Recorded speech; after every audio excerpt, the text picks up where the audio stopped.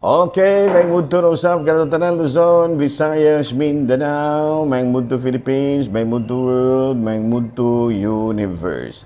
Ano na punta mga higala, niya nga itong tulumanon sa kahanginan, C on A, Catechesis on Air. Ikaw, ang imong pagtuo, ug ako lang gihapon, kini inyong magsisibya, higala sa kahanginan, katikista, o ora paroko, diri sa lungsod sa Yungon, parokya ri San Isidro, Labrador. Kumusta naman mga higala? Nagkinaot kita nga ana kamuntanan sa kapiskay sa panglawas, walay ubo, walay hilanat, walay sipon, walay laban sa ulo, pero nagginhawa pa. Okay.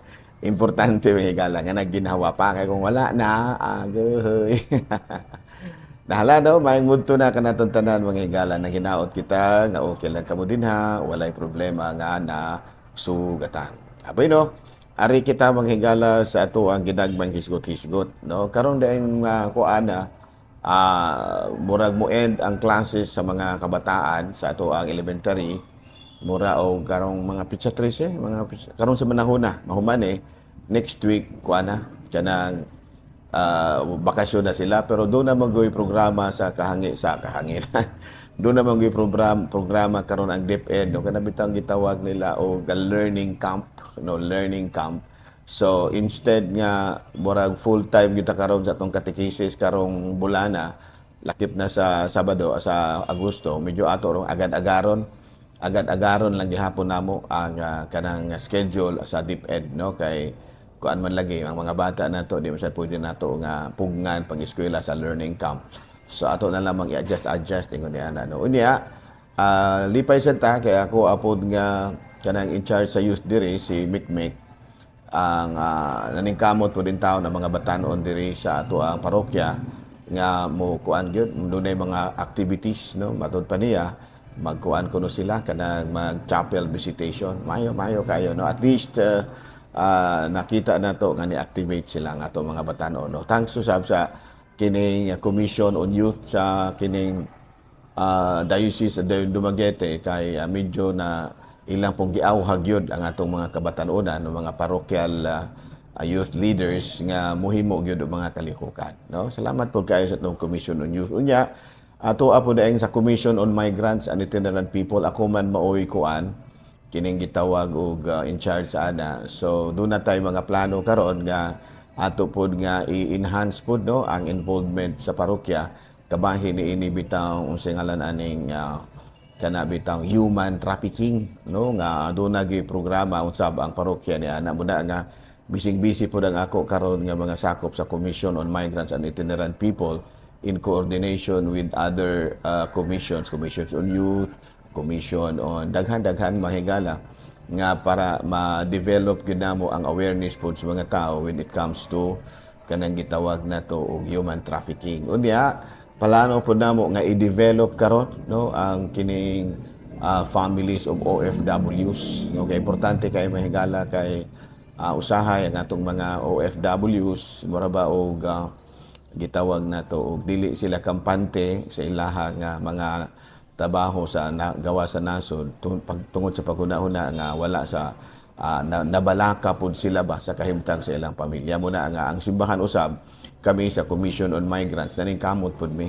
that we come up with a program nga ato pud nga ma-monitor ang kalikukan usab sa mga pamilya sa mga OFWs muna lang sa ato ang ikatampo ano niya kabahin pod sa mga renewal movements no I have a meeting with the renewal movements sa akong parokya no dunay ni request manggod sila nga kuan kanang mo recruit sila bag-o so ako na silang giingnan nga di lang una tamang recruit og bag-o ato lang usang i-retrieve pagbalik katong karaan ninyong membro kay muras gihapon ang mahitabo no magsige mo og recruit og bag-o nya ang iyong mga karaan na pasagdan may puruhan nga kanang mga bag-o nga inyong recruit mga wala ra gihapon na how about kung mohimo tag programa nga ato ang pabalikon gyud no ato nga itagaan og mga growth mga upgrading ang mga karaang membro aron pud nga ma-activate sila pagbalik so ingon ni ana no mahigala no nya atong ganing kamutan pud nato nga aduna po'y counterpart sa dormsy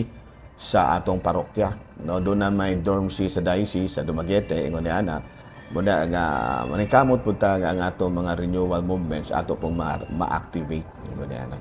Abi no, ari kita mangigala sa atoa nga kanang CBCP News.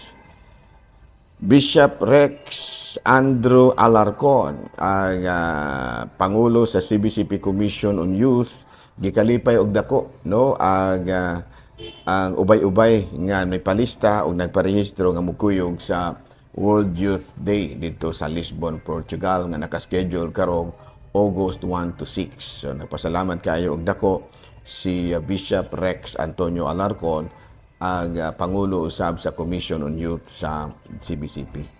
Balita mga higala gikan sa Vatican, ang sports matud pa sa atong talahorong Santo Papa makatabang og dako tungod sa mga pagtulon-an niini nga nagpalig-on sa team working ug sa pagsakripisyo. So muna nga giawhag karon sa talahorong Santo Papa ang mga dioceses sa tibuok kalibutan nga i-enhance gyud, i-develop gyud ang sports activities sa mga kabatanunan. Kalakip na gani ang mga dagko. Mao kadto ang mga balitang simbahan niining kabuntuhon o padayon kita mahigala sa atoang mga buhatonon. O ari kita sa atoang Saint of the Day. Kung sa may atong pitsa karon, July 12. July 12. Ug mga adlaw mahigala July 13 na pista sa dili fiesta.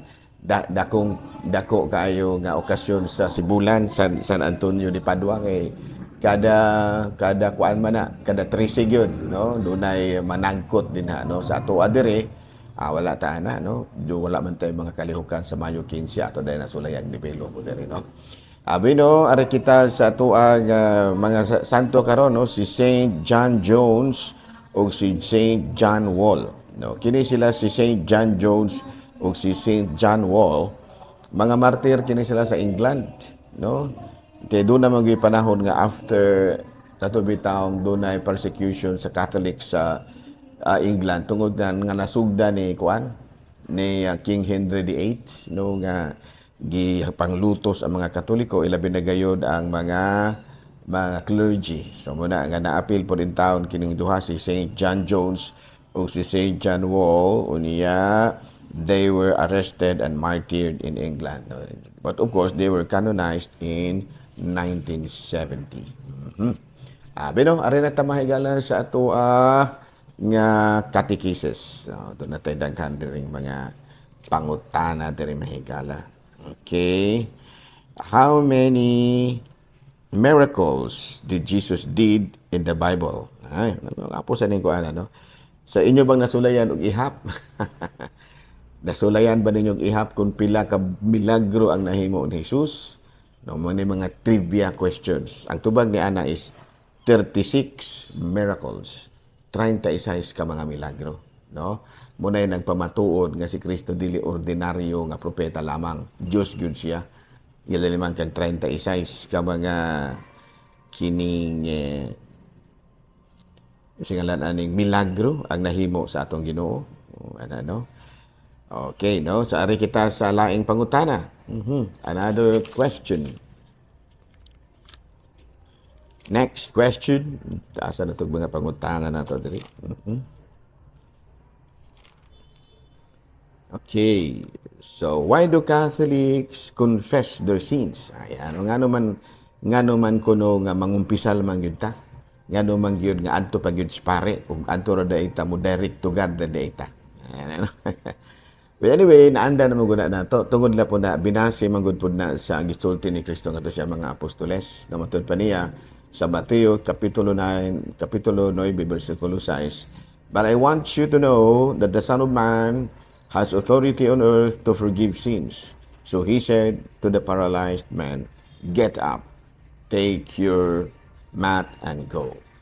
Sa ato pa, si Kristo mismo ni angkon nga siya anak sa tao, no, nga mama tao man, pero adunay siya katungod pagpasaylog sala. So posible nga gamiton gyud usab ni Kristo ang lain na usab nga mga tao nga maoy mo pasaylog sala. Kasi siya mismo matud pa niya may katungod man gyud ang tao in behalf sa Ginoo, no.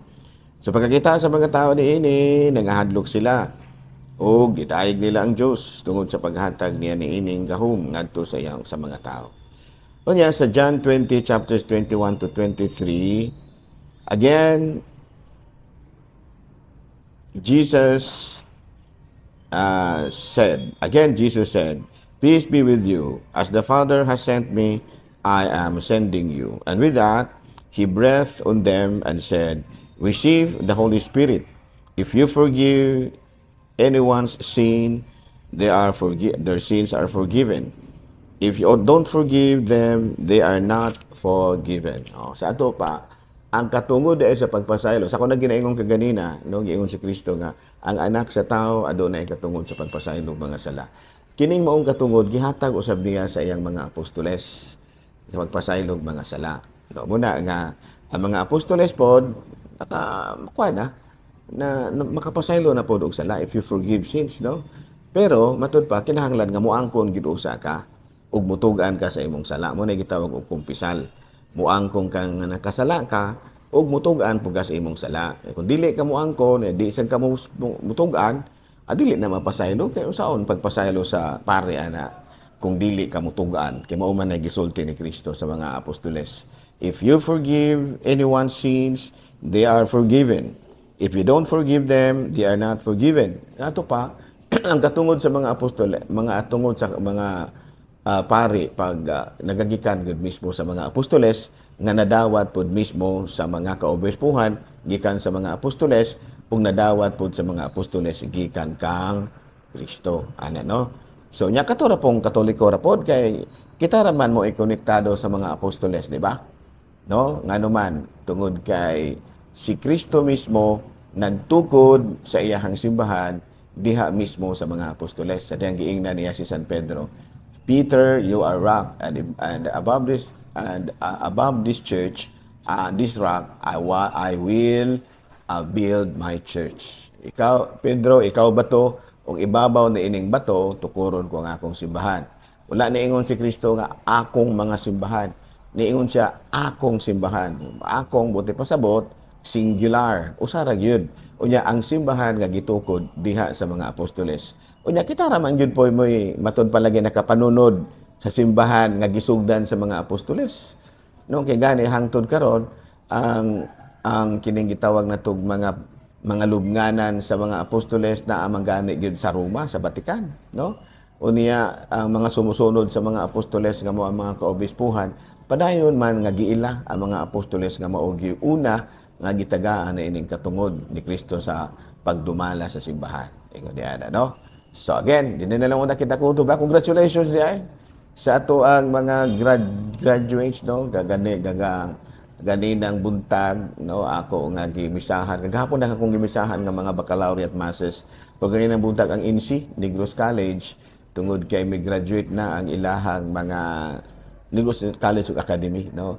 Ang ilahang grade 12 ug apil pod ang mga college, no? So daghang kay salamat. Tunay pasalamatan, no, ang INSI kay kun ang daghang kayong nahimong professional diri sa Ayungon ug sa mga silingan nga mga lungsod, Tayasan, Himalalod tungod ni ining INSI, kining national Negros College. No? So congratulations, daghang salamat ug mayong mudto Pilipinas.